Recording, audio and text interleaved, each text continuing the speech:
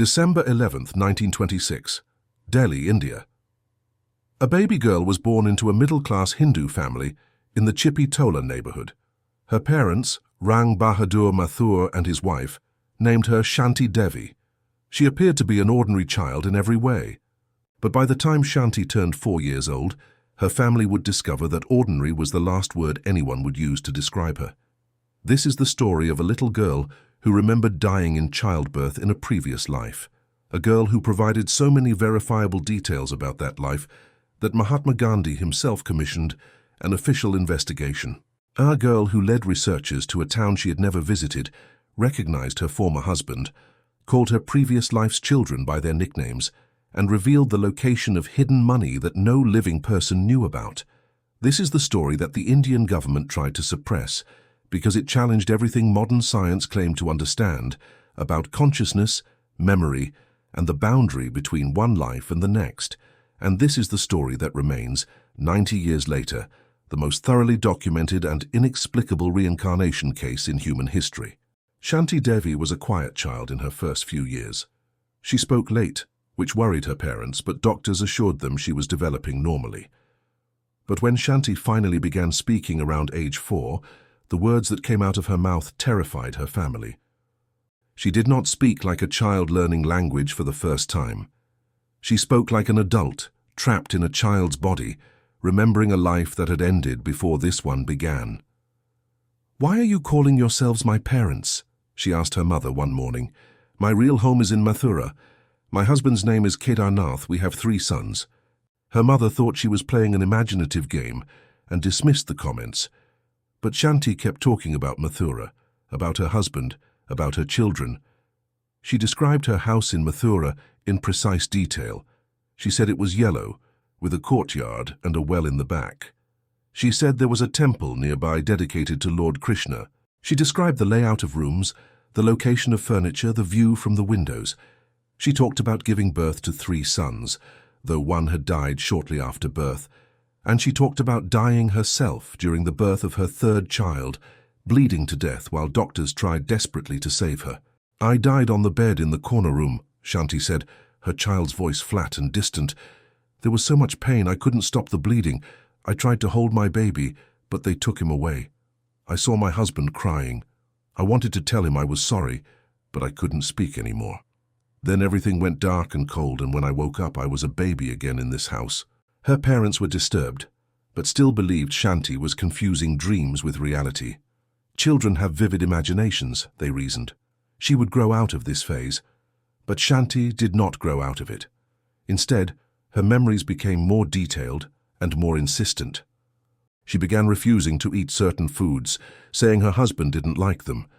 She insisted on wearing only white saris, the traditional dress of Hindu widows, even though she was only 4 years old. When her parents tried to dress her in colorful children's clothing, she would scream and tear the clothes off. "I'm a widow," she would say, her small face serious. "Widows wear white. Don't you know anything?" She spoke fluent Hindi with a distinct accent and vocabulary that her parents didn't use. She used words and phrases common in Mathura, but uncommon in Delhi. She knew cooking recipes her mother had never taught her. She talked about managing household accounts and dealing with cloth merchants, subjects no 4-year-old should know anything about. Most disturbing were her memories of death. Shanti would sometimes wake in the night screaming about blood and pain. She would clutch her stomach and cry that the baby was coming, that something was wrong, that she was dying. Her parents would hold her until the nightmares passed, but they were running out of rational explanations. By the time Shanti was 6 years old, her past life memories dominated her present life. She talked constantly about her husband Kedarnath and her sons. She begged her parents to take her to Mathura so she could see her real family. She drew maps of Mathura's streets, marking the location of her house, the temple, the marketplace. She described the cloth business her husband ran, the types of fabrics he sold, the names of his business partners. She knew details about Mathura's geography, local customs, and dialect that a child from Delhi should not know. Finally, in desperation, Shanti's parents contacted her schoolteacher for advice. The teacher, a man named Pandit Kanjimal, had been watching Shanti's behavior with growing fascination. He had never seen a child so consistent and detailed in describing a supposed past life. He suggested they try to verify Shanti's claims. If there really was a man named Kedarnath Chaubey in Mathura who had lost his wife in childbirth, that would be extraordinary evidence.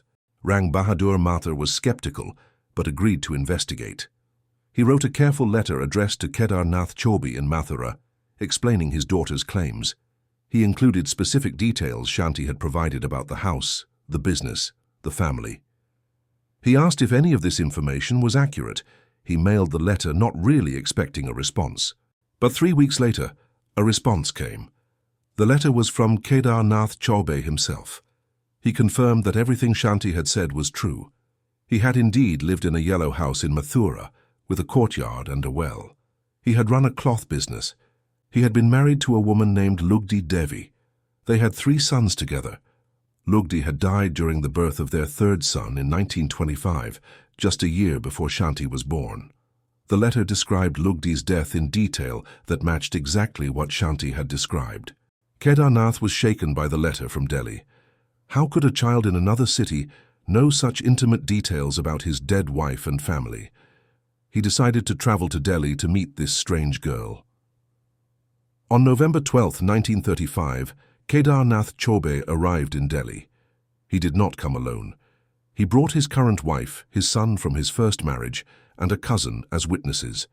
They went to the Mathur family home in Chippi Tola without announcing themselves first. They wanted to see if Shanti would recognize Kedarnath spontaneously, without prompting. When they knocked on the door, young Shanti answered. She was 9 years old now, a thin girl in a white sari, her face serious beyond her years. She looked at Kedarnath and froze, her eyes filled with tears. "You came," she whispered, in a voice that seemed to belong to someone much older. "I knew you would come. I've been waiting so long." Before anyone could stop her, Shanti threw herself at Kedarnath, embracing him. "Why did you marry again?" she asked, her voice breaking. "I told you I would wait for you. I told you I would come back."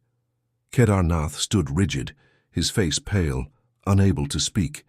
This child was clinging to him with the desperation of a wife reunited with her husband. She was speaking to him exactly as Shanti had spoken, using endearments and references only Shanti would know. Shanti pulled back and looked at the boy accompanying Kedarnath. "Navneet," she said, using a nickname. The boy's formal name was Navneet Lal, but his mother Shanti had called him Navneet, a pet name only the family used. Shanti had never been told this name. She could not have known it through normal means. The boy began to cry. Kedarnath's cousin, who had come as a skeptical observer, felt his certainty crumble. They spent hours that day questioning Shanti about her past life as Shanti Devi. She answered every question correctly. She knew the names of Kedarnath's parents and siblings. She knew the location of his shop in Mathura's Dwarkadish market. She knew that he had a distinguishing scar on his foot from a childhood accident. She knew that Shanti had given birth to their first son at her parents' home, rather than in Mathura. She knew that their second son had been sick with fever for weeks after birth. She knew intimate details about Kedarnath's habits, preferences, and personality. She knew things about their private relationship that no outsider could possibly know. Kedarnath returned to Mathura shaken to his core. Word spread quickly about the girl in Delhi, who remembered being Shanti Devi. The case attracted the attention of prominent Indian intellectuals and spiritual leaders. Among them was Desh Bandhu Gupta, a social reformer who decided to investigate the case thoroughly. Gupta assembled a committee of 15 respected members of Indian society. The committee included lawyers, doctors, businessmen, and spiritual leaders. Their mission was to test Shanti Devi's claims under controlled conditions. Could she really navigate Mathura, a city she had never visited, based on the memories of a woman who had died before she was born? On November 15, 1935, the committee escorted 9-year-old Shanti from Delhi to Mathura by train. She was accompanied by her parents, the committee members, and several journalists. Kedarnath Chaubey knew they were coming, but was not told the exact arrival time. The committee wanted to prevent any possibility of collusion or coaching. When the train arrived at Mathura station, Shanti stepped onto the platform and stopped. She looked around, her face transforming. "I know this place," she said quietly. I've been here so many times. The station looks different, but I know it." The committee asked her to lead them to Kedarnath's house. She was not given any directions or hints.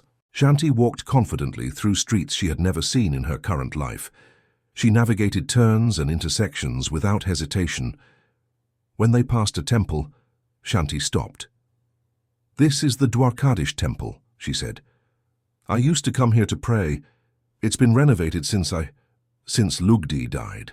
The committee confirmed the temple had indeed been renovated in the years since Lugdi's death. Shanti continued leading the group through Mathura's narrow streets.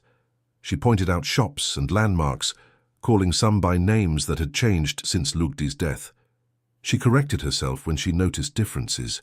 "That used to be a fabric shop," she said, pointing to a building that was now a tea stall. "And that corner had a water pump. It's gone now." The committee verified her statements by asking elderly residents. Everything Shanti said matched Mathura as it had existed in the early 1920s. Finally, she stopped in front of a yellow house with a courtyard. "This is my home," she said simply. It was Kedarnath's house, the house where Lugdi Devi had lived and died. Shanti walked through the gate as if she owned the place. She navigated the courtyard and entered the house without guidance. She walked directly to a specific room in the back. "This is where I died," she said, her voice barely a whisper. "On that bed in the corner. That's where I had my last baby. That's where I bled to death." Kedarnath, who had been waiting inside, confirmed this was indeed the room where Lugdi had died. The committee then tested Shanti further. They brought out a group of women, one of whom was Lugdi's mother.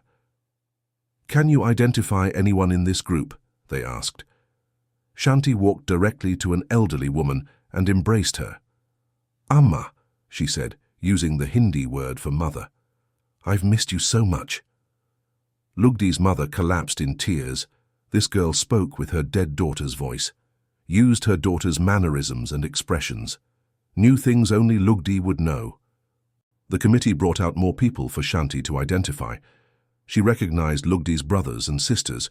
She recognized neighbors and family friends. She knew details about their lives that had not been shared with her. Then came the most dramatic test. The committee asked Shanti if Lugdi had hidden anything in the house. Shanti thought for a moment. "Yes," she said. "I had saved money.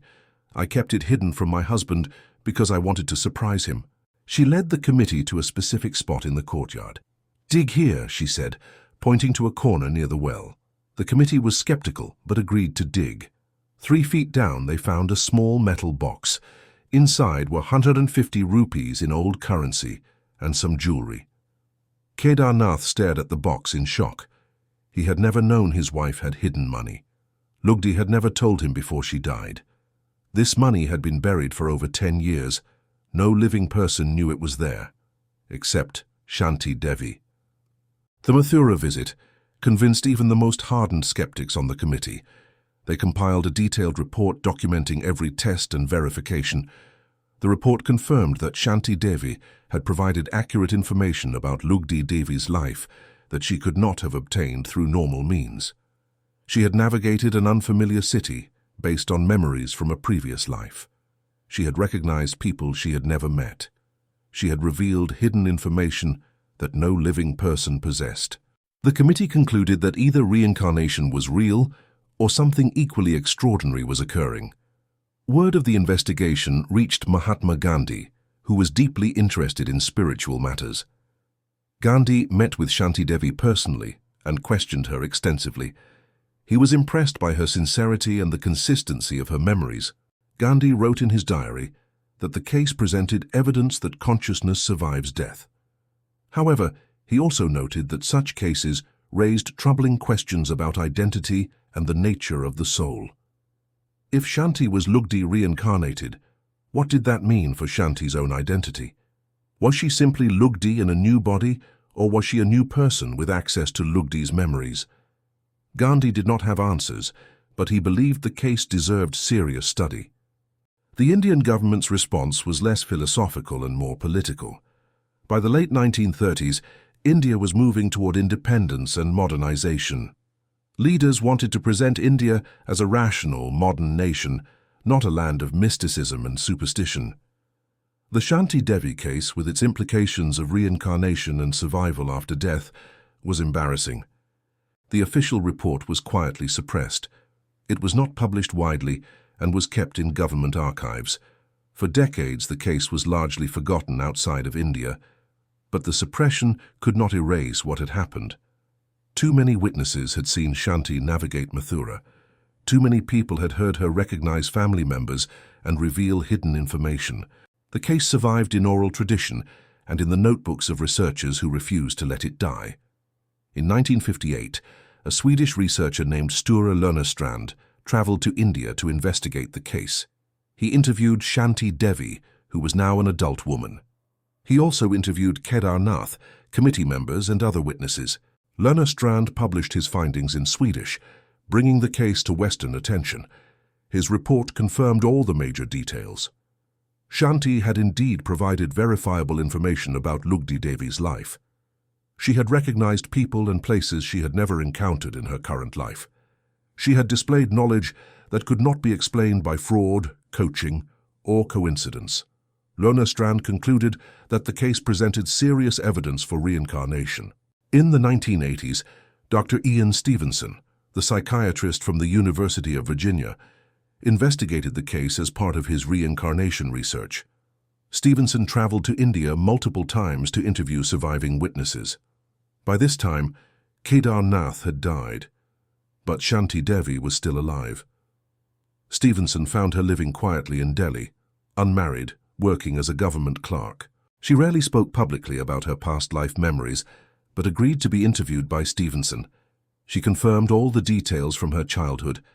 She explained that her memories of being Lugdi had faded somewhat as she aged, but the core memories remained. She could still remember dying in childbirth. She could still remember her life with Kedarnath and her children. She could still remember the moment her consciousness separated from Lugdi's body and eventually found itself reborn as Shanti. Stevenson's analysis of the case filled over 200 pages in his research files. He documented 24 specific statements Shanti made about Lugdi's life that were later verified as accurate. He analyzed potential alternative explanations.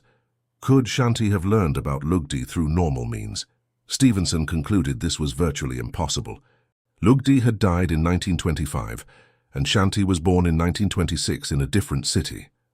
The families had no connection before Shanti began speaking about her past life. There was no way for a 4-year-old child in Delhi to have acquired detailed information about a cloth merchant's wife in Mathura. Could Shanti's parents have coached her? Again, this explanation failed. Shanti provided information that her parents didn't have access to. She recognized people and places before being told who they were. She revealed hidden money that even Kedarnath didn't know about. Could the entire case be an elaborate fraud? Stevenson considered this but found it implausible. What would be the motive? The family gained nothing from the case except unwanted attention. Kedarnath was initially disturbed by the whole affair. The committee members were respected professionals who had nothing to gain from fabricating evidence. The number of witnesses made conspiracy unlikely. Too many people from different backgrounds and locations would have had to coordinate an elaborate deception. Stevenson concluded that the Shanti Devi case was among the strongest evidence for reincarnation he had ever encountered. It met all his criteria for a compelling case. Early statements made before investigation, specific verifiable claims rather than vague memories, recognition of people and places without prompting, knowledge of hidden information, no plausible alternative explanation. Yet even Stevenson acknowledged that one case, no matter how strong, could not prove reincarnation conclusively. It could only demonstrate that something extraordinary had occurred, something that current scientific paradigms could not adequately explain. The Shanti Devi case raises profound questions that remain unanswered today. If consciousness can survive death and be reborn, what does that mean for our understanding of identity? Shanti Devi lived her entire life with the memories of being another person. Was she Shanti or was she Lugdi? Was she both? Was she neither? She never married, saying she could not because she was still married to Kedarnath in her heart. She visited Lugdi's sons occasionally, treating them as her children even though they were roughly her own age. She maintained that she had lived before and would likely live again. Western psychology has no framework for understanding such cases. Identity is supposed to be formed through childhood experiences and socialization. Memory is supposed to be encoded in the physical brain and lost when the brain dies. Consciousness is supposed to be an emergent property of neural activity, incapable of existing independently. Yet Shanti Devi remembered experiences that occurred before her brain existed. She possessed knowledge that her brain never acquired through normal sensory channels. She recognized people her eyes had never seen and places her feet had never walked. 3 theories attempt to explain cases like Shanti Devi's. The first is classical reincarnation. The soul or consciousness of Lugdi Devi literally transferred into the body of Shanti Devi, carrying memories and personality traits across the boundary of death. This theory aligns with Hindu and Buddhist teachings, but contradicts Western scientific materialism. The second theory involves what some researchers call super-psi, or extraordinary psychic ability. Perhaps Shanti possessed an unusual psychic gift that allowed her to access information about Lugdi Devi through telepathy or clairvoyance. She read the minds of living people who knew Lugdi. She accessed some kind of informational field that retains traces of past events. This theory avoids the problem of consciousness surviving death, but raises equally difficult questions about the nature of information and consciousness. The third theory suggests we fundamentally misunderstand the nature of time and identity. Perhaps past, present, and future exist simultaneously in some higher dimension. Perhaps individual identity is an illusion, and consciousness is a unified field that manifests through multiple individuals across time. Perhaps Shanti was not remembering Lugdi's life, but accessing a timeless dimension where all experiences exist eternally. Each theory sounds like science fiction. Each attempts to explain documented facts using frameworks that stretch or break our conventional understanding of reality. None is satisfying because each requires us to abandon fundamental assumptions about how the world works. Yet the facts remain. A 4-year-old girl in Delhi knew intimate details about a woman who died in Mathura before the girl was born. She navigated an unfamiliar city using memories she should not possess. She recognized people she had never met. She revealed hidden information no living person knew. 15 educated, skeptical observers investigated her claims and could find no conventional explanation. Mahatma Gandhi found the case compelling enough to write about it. Academic researchers studying the case for decades could not debunk it. The Shanti Devi case stands as either the strongest evidence for reincarnation in recorded history or as proof that human consciousness possesses capabilities that science has not yet discovered. Shanti Devi lived until 1987, dying at age 61. In her later years, she gave few interviews but remained consistent in her story. She never recanted her memories of being Lugdi Devi. She never admitted to fraud or deception. She maintained until her death that she had lived before and would live again. Her case inspired hundreds of similar investigations in India and around the world.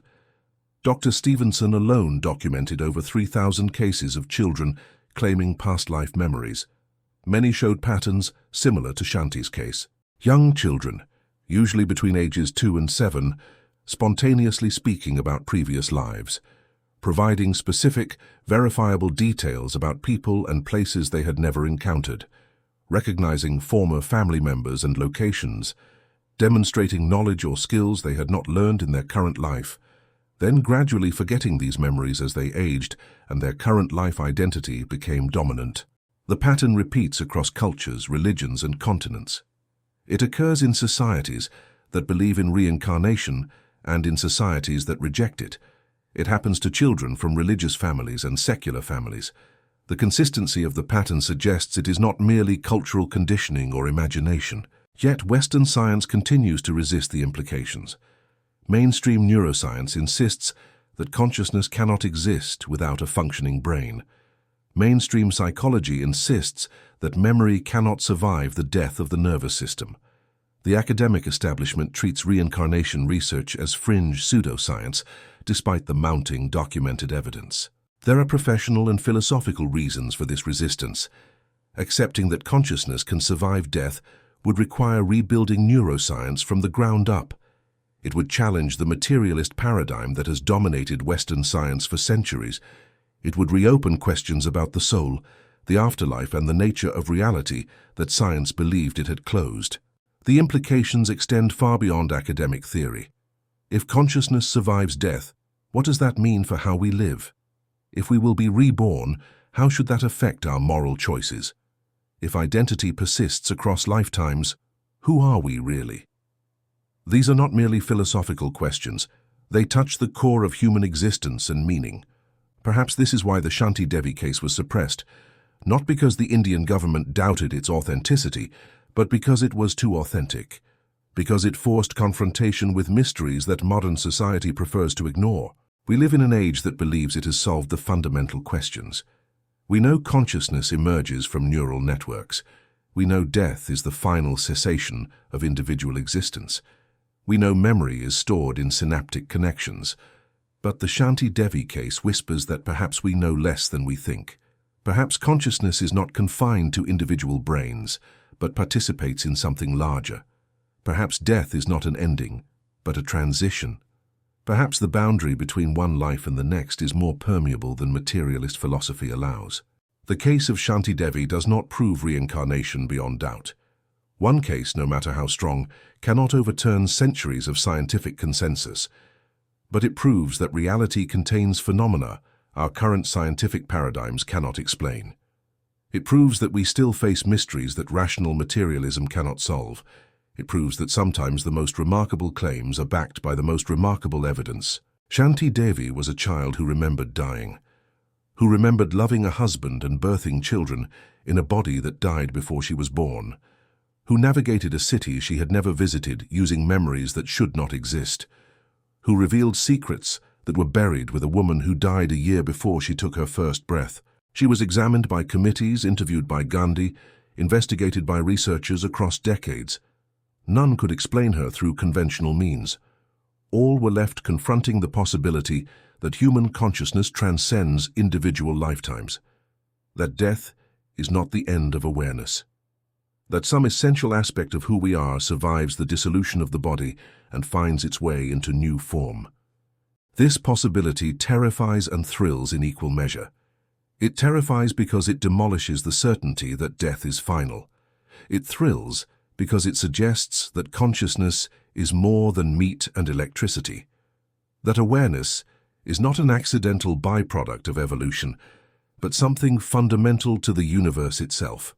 The Shanti Devi case stands as a monument to this possibility, not as proof, but as evidence that cannot be dismissed, as a reminder that the universe is stranger than our theories allow, as a challenge to science to expand its paradigms or explain away facts that refuse to disappear.